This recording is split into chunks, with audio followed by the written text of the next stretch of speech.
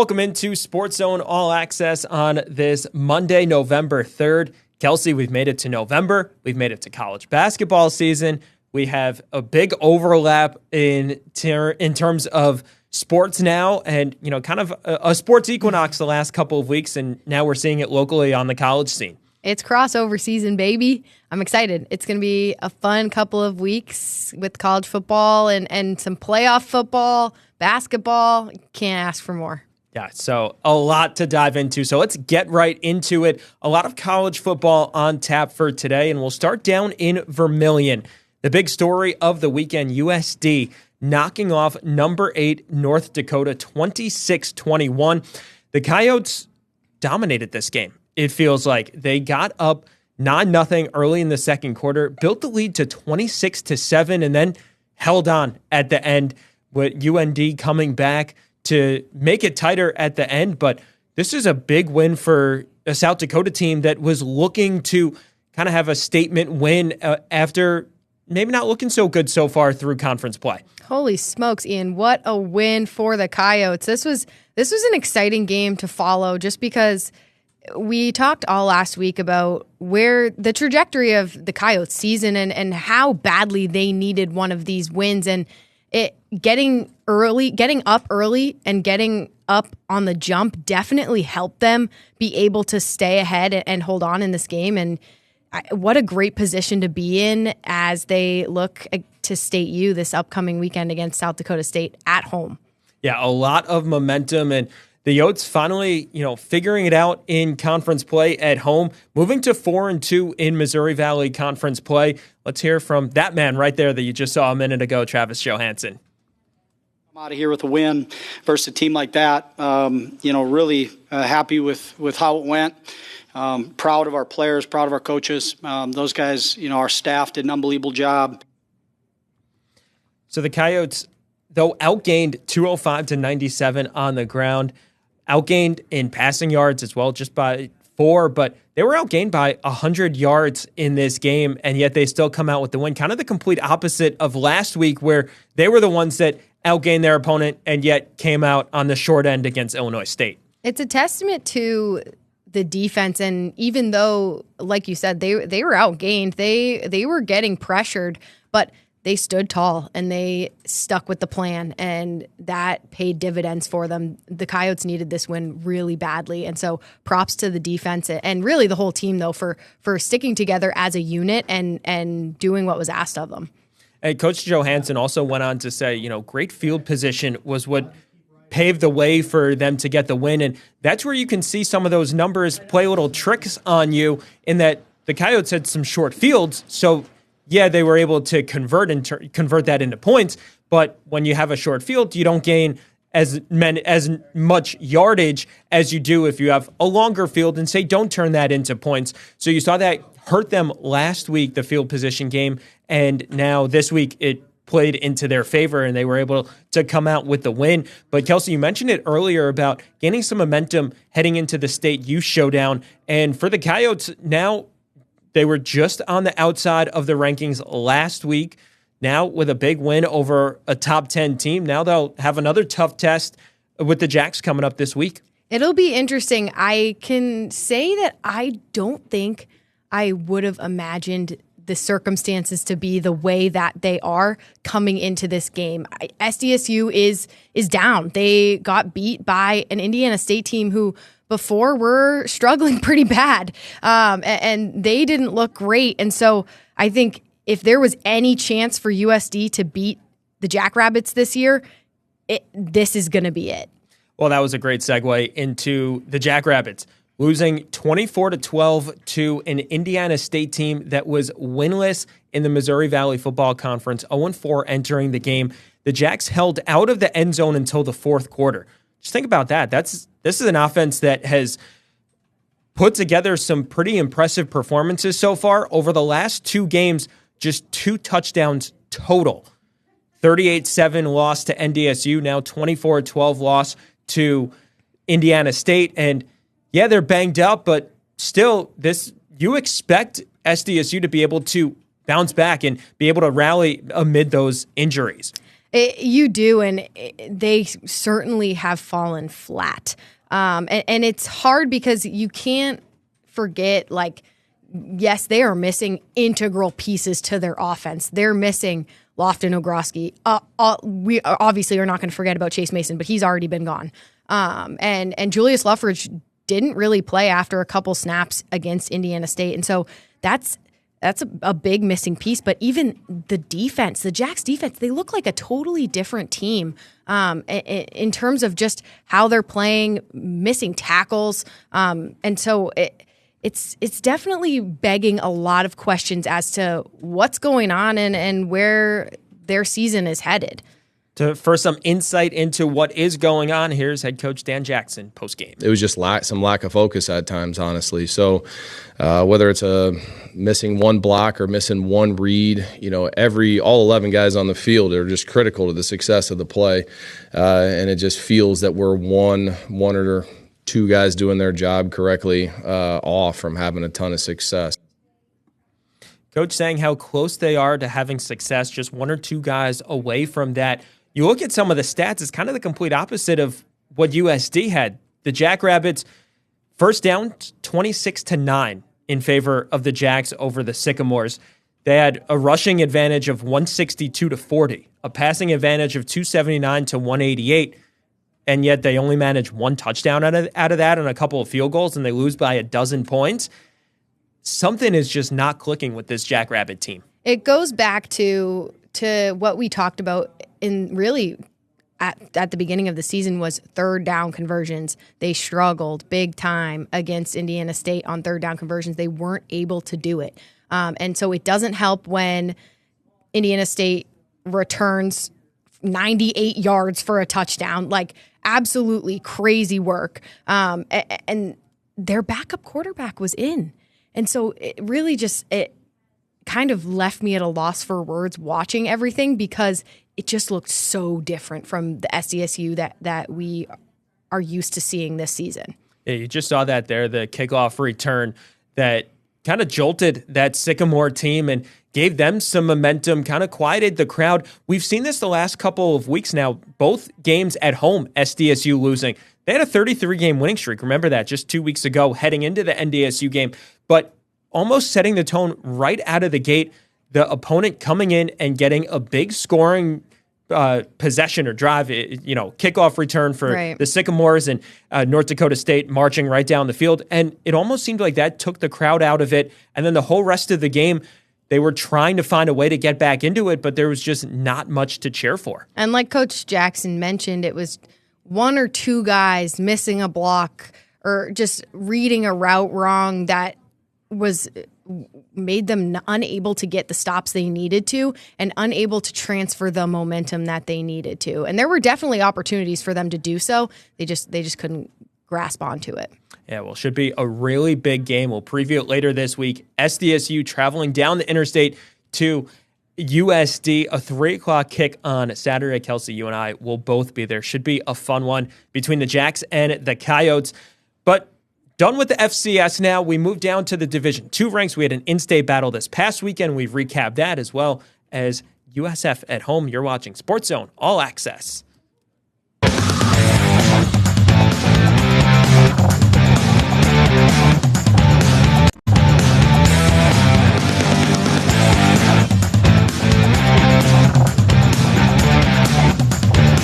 Welcome back into SportsZone All Access. Ian Sachs, Kelsey Dennehy here on this Monday. And Kelsey, we talked Division I football, FCS. Now let's move down to the Division II ranks. We had an in-state battle at Kirkby Over Stadium. Augustana knocking off Northern State in a wire-to-wire win. Though you look at it, they won 27-14. It was a one-possession game in the third quarter, and then Augie pulled away. They scored three straight times to go, or back-to-back times, to go up 27-7. Really kind of put the game on ice. Northern State got a late touchdown in the final 2 minutes, but a really impressive win for an Augie team that continues to win. They're 9-0 on the season with 2 games left in the regular season. They continue to impress. What impresses me most about this Augustana team is their ability to adapt. We've seen Gunnar Hensley go down with an injury. Freshman Rich Lucero Jr. take over as QB1, and they didn't miss a beat. They have been playing. I mean, if you look at the beginning of the USF game, obviously it took a little bit for them to get their bearings, but they still won that game, and they came back and won that game. And so for them to get another win over a really explosive Northern State team, it looks good for the Vikings for sure, especially considering the fact that these two were pretty equal in the sense of the run game and not necessarily being able to stop the run game in moments. And so for Augie to be able to do that with an explosive Northern State team is a testament to their growth this year. Well, Kelsey, you talked about how they had to come back against USF, won that one by 1 point, a big fourth quarter there. But the momentum from that, they won against Concordia St. Paul 50-10 after that. They beat SMSU 57-29. Then they beat a Northern State team, probably the toughest opponent of those three, by 2 touchdowns here. So they have carried that momentum. We talked a lot early in the season that it seemed like they had one big win and then they would have a narrow win that they'd have to pull out and in the fourth quarter. Now they're starting to stack those dominant wins. And this is a team that I feel like might be peaking towards as we get closer to playoff time, just 2 games left in the regular season. Well, and when a better time to peak, right? You don't necessarily, I mean, maybe peak isn't the right word per se, because you don't want to be peaking at this. You want to be peaking during postseason. But still, you want to be playing your best football towards the back end of the year. And so for them to be undefeated and be able to kind of stack together those bigger wins and still be getting better, it's huge.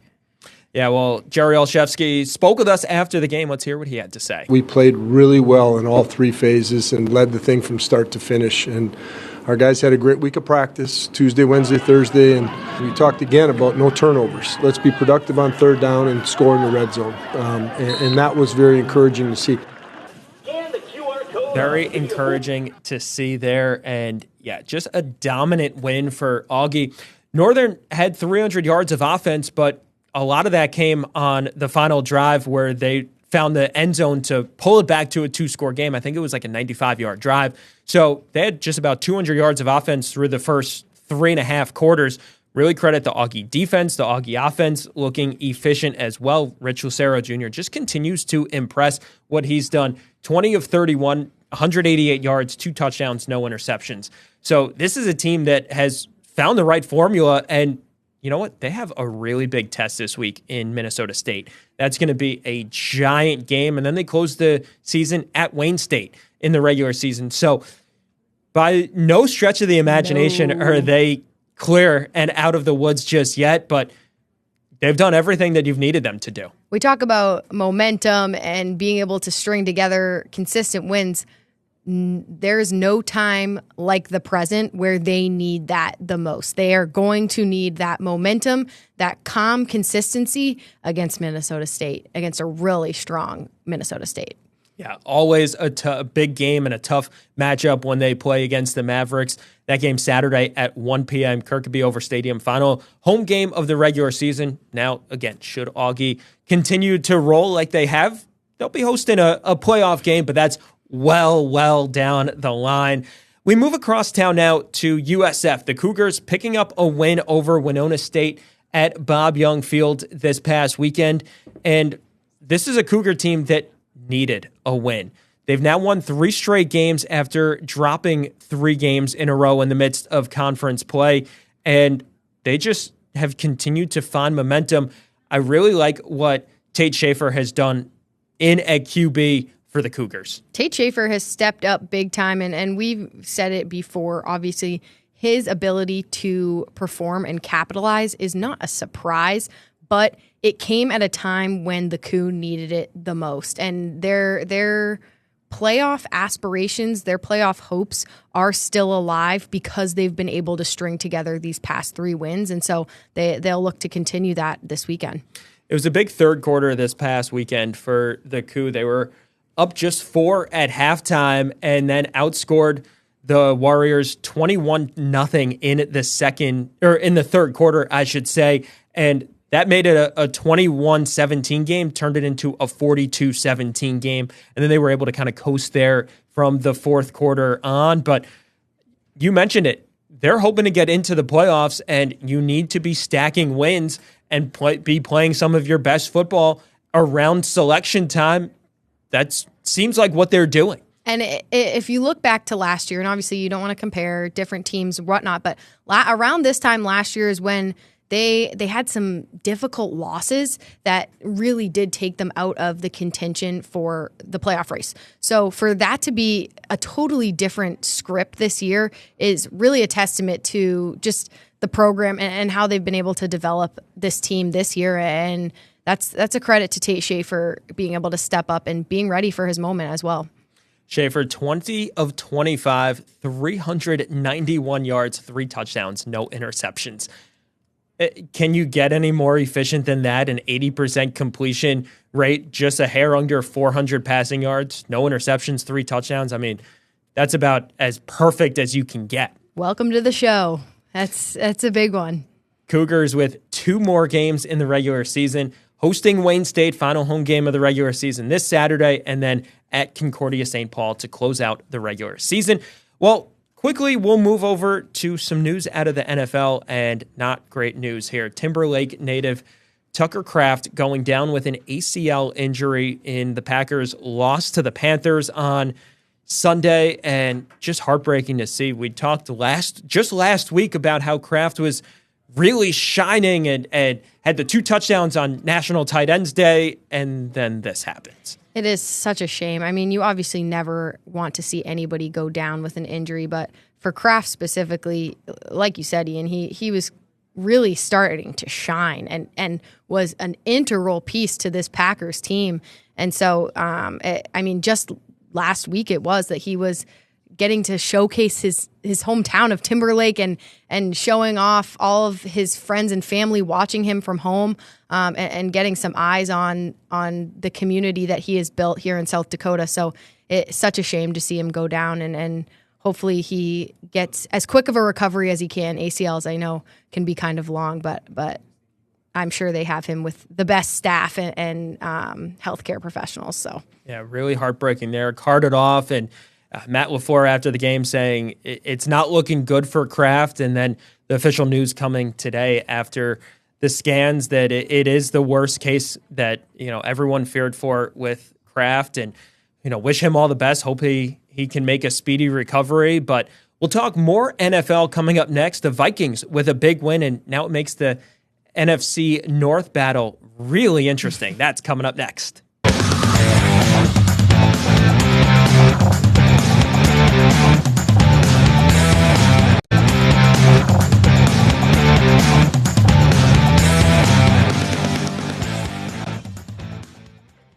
Welcome back to SportsZone All Access on this Monday. Ian Sachs, Kelsey Dennehy with you. And Kelsey, we talked a little NFL news in our last block with the Tucker Kraft news, but the Vikings with a big win over the Detroit Lions to tighten the gap in the NFC North, but just a really impressive win against a team that, last year when they matched up week 18, the Lions came out and really kind of flexed their muscle against the Vikings, and now the Vikings come in and flex their muscles. Welcome back, J.J. McCarthy. He had a great performance for the Vikings, and really just the Vikings offense as a whole, a really well-rounded performance. And we talked about this a little bit before we went live, but Minnesota had 142 rushing yards and 143 receiving yards. That's about as even of a performance as you can get. And so for them to come out with a win is just even a nice confidence boost for this team, right? Something they really needed. Yeah, that they did. And what a difference J.J. McCarthy can make. 14 of 25, 2 touchdowns, 1 interception for him. So a little less than ideal there. But right. The offense had a different feel to it against a banged-up Carson Wentz the last couple of weeks, and now this is what you hope to see if you're a Vikings fan. You bring back McCarthy, breathe some life into this offense, and look at that. They pick up a win against a team that is definitely a Super Bowl contender. A promising win, a glimmer of life, if you will, into what a lot of people had kind of counted out for the rest of the season, this Vikings offense. And so for JJ McCarthy to be back, to have to battle his way, he did have to face some adversity there, but they were able to overcome it really as a group, as a team. It wasn't just one guy. So it's nice to see for them. Yeah, so a big win there. And as we kind of teased about it, the NFC North, now I think the closest contested division. You have the Packers at 5-2-1. You have the Bears and Lions now at 5-3, and you have the Vikings right behind them at 4-4. So the whole division separated by a game and a half, and we're halfway into the season. What else could you ask for? This is right? going to be a great race the back half of the season. Well, and it's really going to push teams like the Vikings, who have kind of had a little bit of a roller coaster go at it this season, to lock in and get things done, because now they're not out for the count. They have a shot.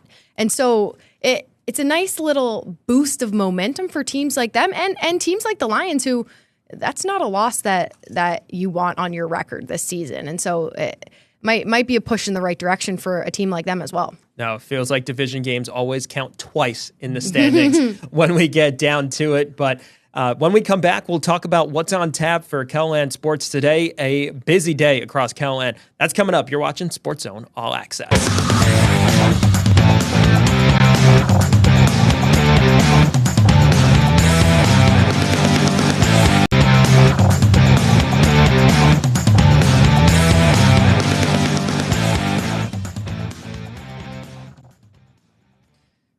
Welcome back to SportsZone All Access. Well, quickly, we just have a minute or two left in our show. Looking ahead at what's on tonight for KELOLAND Sports. Field of 68 opening day showcase out at the Pentagon. 3 games, including the nightcap, SDSU.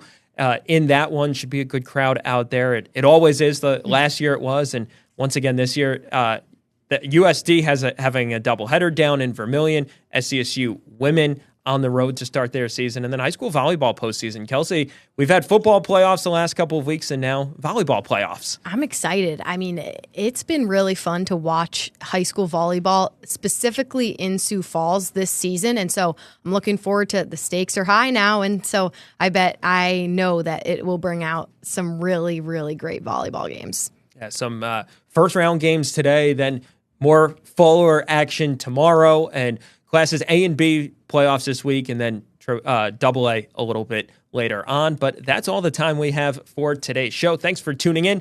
We'll catch you next time.